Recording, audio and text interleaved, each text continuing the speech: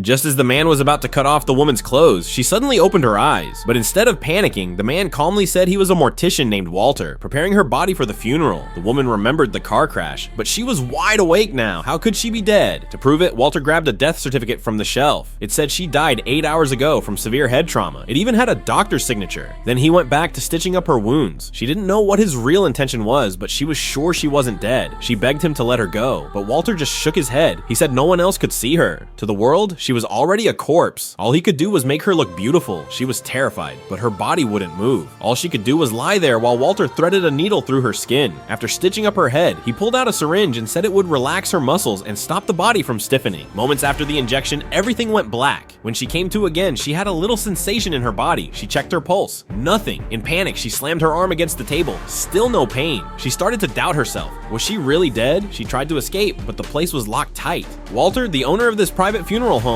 was the one who had trapped her there. He claimed he was a messenger from the underworld, guiding lost souls to the other side. Once her funeral was over, his task would be done. That night, Walter brought her to a mirror and told her to take a good look. Her skin was ghostly white, like a real corpse. Seeing herself like that made her afraid of being seen. Walter smiled, thinking she was finally accepting death. She let out a deep sigh, and for a split second, the mirror fogged up. Walter panicked and wiped it clean while she wasn't looking. From that moment on, she stopped resisting. She believed him and started acting like she was dead. On the day of her funeral, she was happy with how she looked. Just before the final injection, she asked to see herself one last time. Walter handed her a mirror. She sighed again. This time, she saw it. The fog. It hit her. She was still alive. But before she could scream, Walter pinned her down and injected the drug. She passed out, and he took a photo of her for his collection.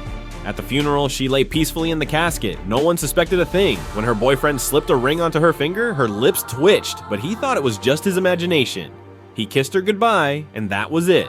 Once the guests left, Walter slammed the coffin shut. While everyone else was still at the service, he was already back in his office, pinning her photo to the wall. Just one more trophy among many. He'd done this to countless people. Meanwhile, the woman woke up underground. Dirt was already hitting the lid. She screamed, pounded, begged, but no one could hear her. As the soil piled higher, she was buried alive. That night, her boyfriend drowned himself in alcohol. Walter found him and whispered the truth. She's still alive. If you don't save her now, it'll be too late. Her boyfriend ran out the door, but he was too drunk to drive. He crashed before he ever made it there. He woke up on the same slab, and Walter was waiting.